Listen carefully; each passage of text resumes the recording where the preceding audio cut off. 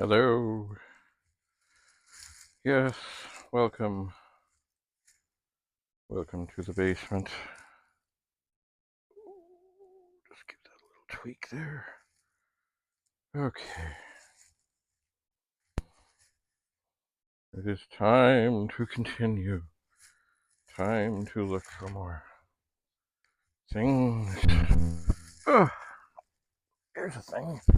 Oh dear. And I found it. Thought, well, I'll just put that over this box. But it seems to have fallen. And here, there. Now, it's funny, most places I sort of tinker in, sooner or later, it becomes harder and harder to find a place to put something or even to sit down. Okay. But I think I'm okay. All right. So, yeah. So here's something I'm going to start with. I found an edition of the Winn-Dixie Times from September of 1987. Winn-Dixie and its associates wins President's Award for Private Sector Initiatives. And here's all these people. Winn-Dixie, by the way. And look, Harvest Rush is, I worked there in the computer department at the Sarasota Distribution Center. And I must say, it was an interesting place. Certainly they were very anti-union. The other thing was that, I remember a few times we had absolutely catastrophic things happen, and the first thing I was told to was to get off the clock. In other words, stay there, but don't be paid. Also, if you ever quit, or you had to quit for any reason at all, you were not welcome back for any reason. No way, no how, Anyway, I would imagine they're still going on. I would imagine some of these people who are featured in here are no longer with us. About profit sharing account earnings. A message to all our group associates covered by group insurance. Effective August 1st, 1970, your contribution for group insurance was increased substantially. You're entitled to know why. Yeah. Anyway, although I did have some interesting and unique memories of my time there, this is not something that I treasure. And so it will be recycled. Now here is something I treasure. This is an edition of the Transactor. It is indeed. The covers of the Transactor were some, if not the best, ever. And look what's on the back. The World of Commodore. And as it says, 95% advertising free. Indeed do. Plus CompuServe Transactor's new online headquarters. Oh, and the inside is a book about the Transactor. And also inside here was the TPUG news. Because the TPUG magazine, after all kinds of tortured stuff,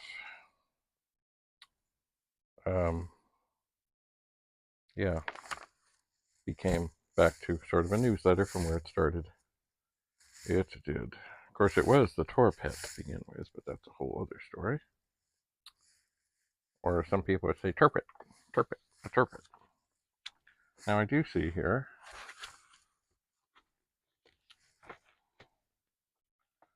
this must be the first time that this was in here. There's a thing by Jim Butterfield. Perhaps I will not read this now. Maybe I'll read a little bit. TPUG News now comes in a new package. It comes with the Transactor magazine. In this section, the TPUG part, you'll find the usual TPUG news, views, catalogs, and other materials related to the user group's activities. In the main part of the Transactor, you'll see a high-quality journal. Why the change? TPUG decided to go to a joint Transactor TPUG publication in order to save money for its members. TPUG magazine, a traditional user group publication, contained good material and was well organized, but it cost a good deal of money to produce, and continuing its publication would have called for a stiff increase in membership fees.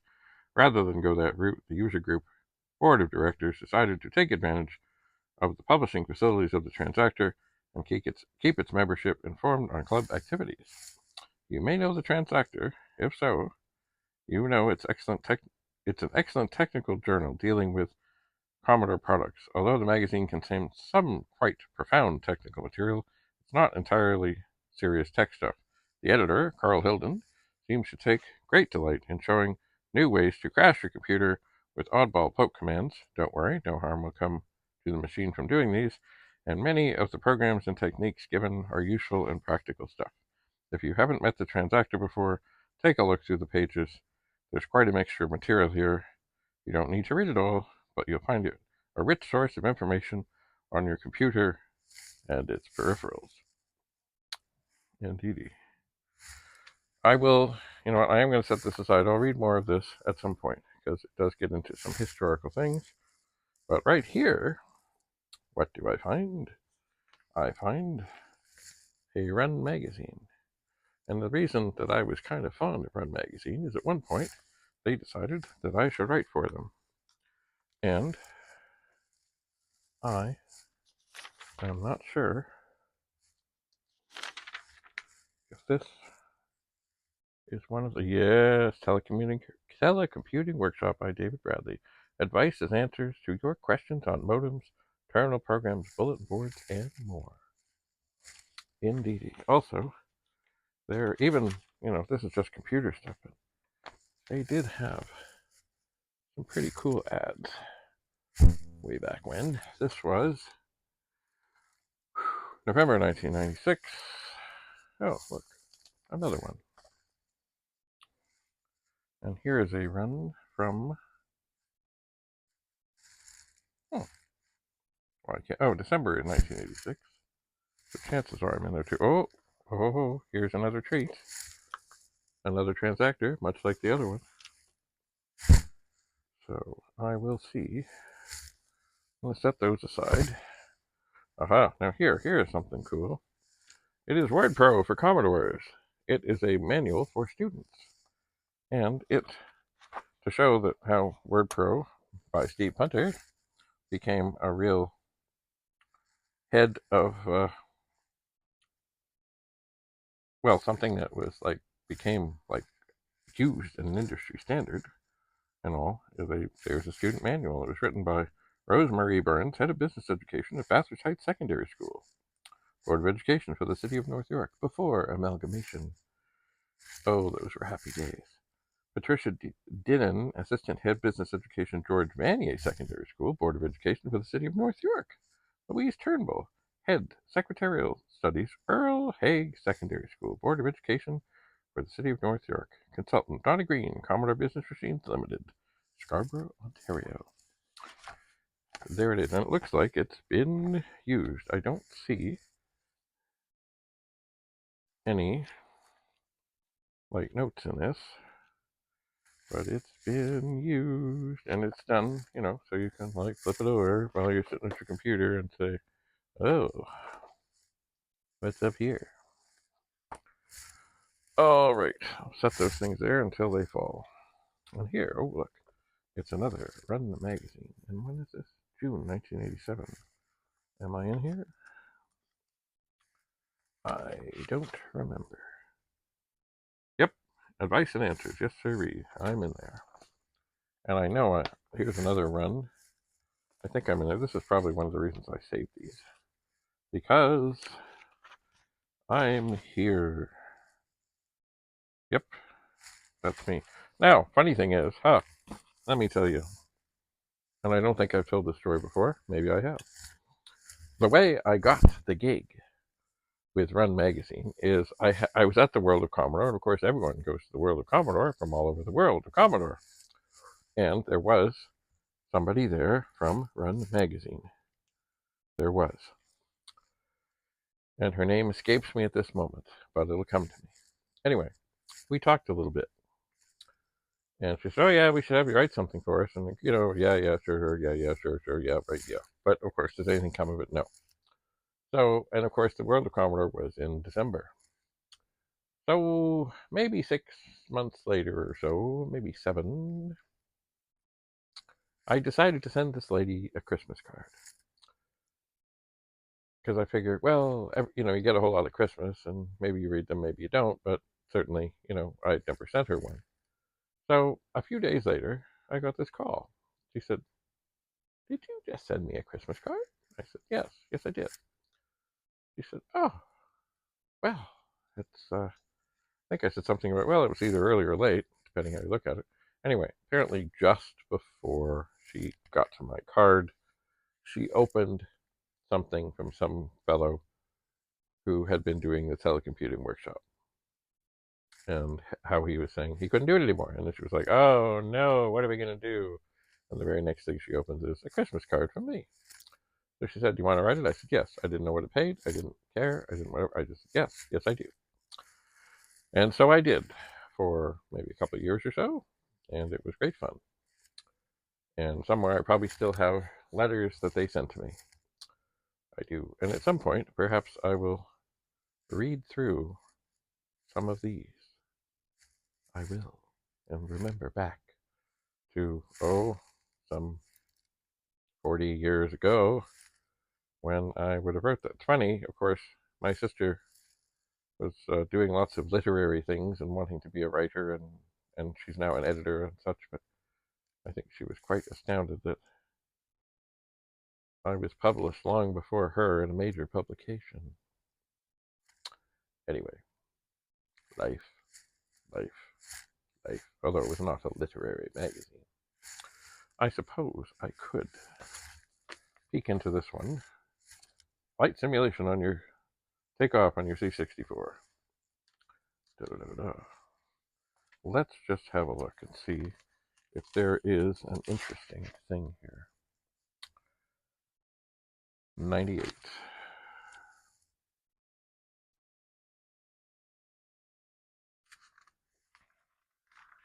Oh, maybe it was Margaret Morabito.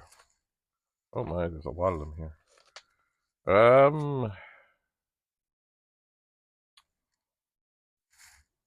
Ooh. Okay, you know what? I'll just do one because there's a lot of stuff I wrote here. I'm looking for a cheap modem so I can access Q-Link. Do you have any suggestions? But many inexpensive, under $30 modems are available, including the Commodore VIC modem. You should be able to get a modem in your price range from one of the number of companies that advertise and run. That was simple. Here's something a little more. A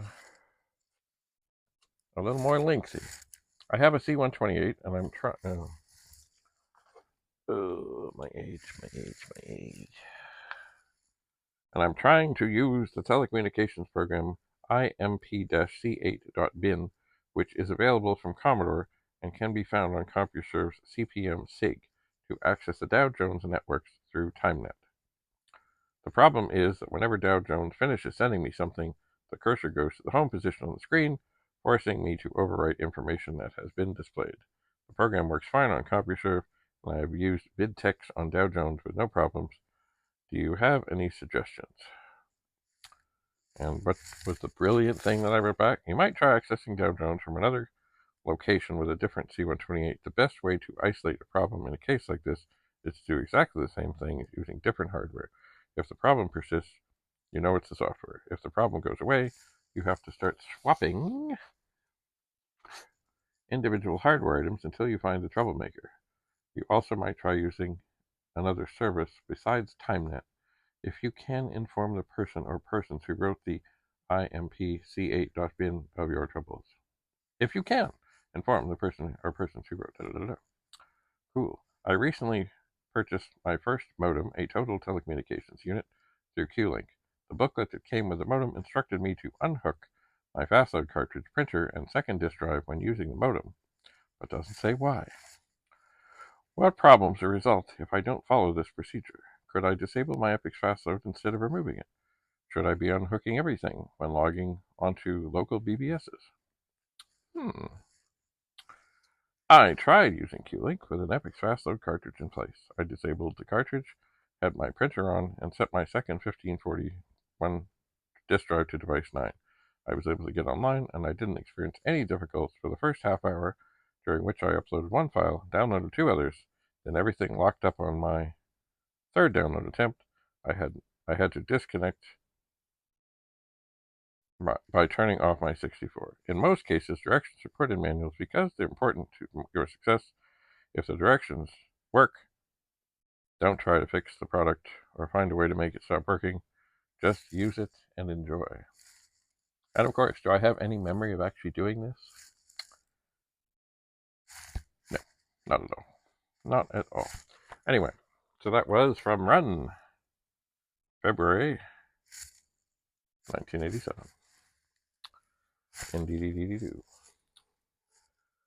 Well, I think that's it for this moment. I will continue to, of course, look for and find more things and tidy up. And I did lots today, in that I went through a whole bunch of things that were in bags that needed to be sorted. And see, as I'm emptying boxes, I end up with these boxes.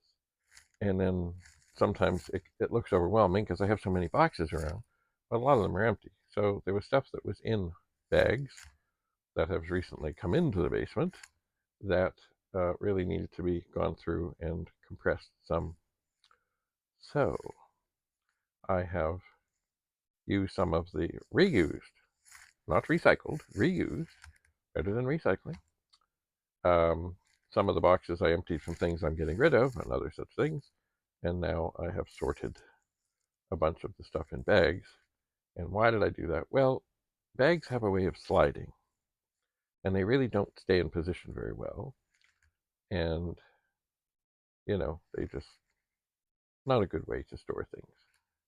So I went through, and I think if I look over here, 1, 2, 3, 4, perhaps I have packed things into maybe 11 or 12 different boxes and marked them and sorted them.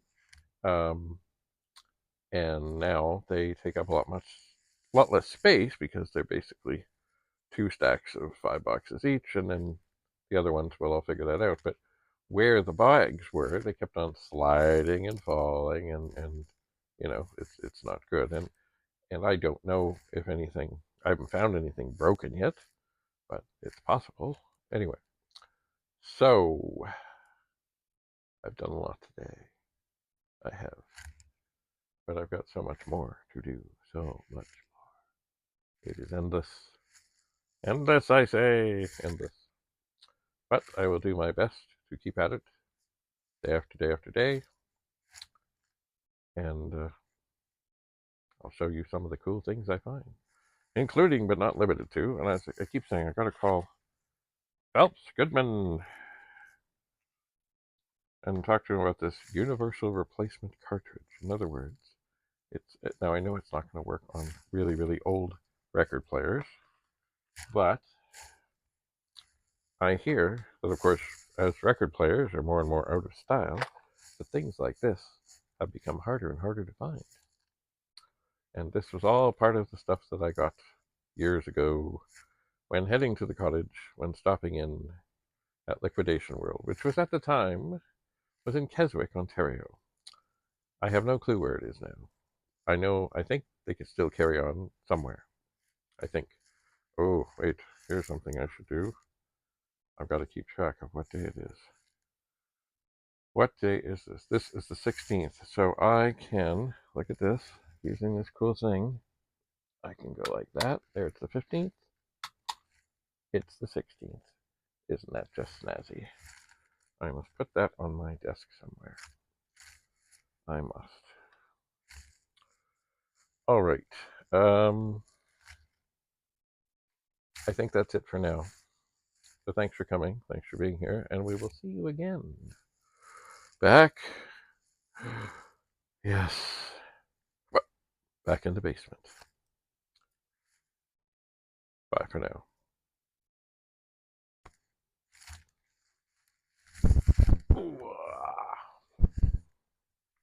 No avalanches. No avalanches.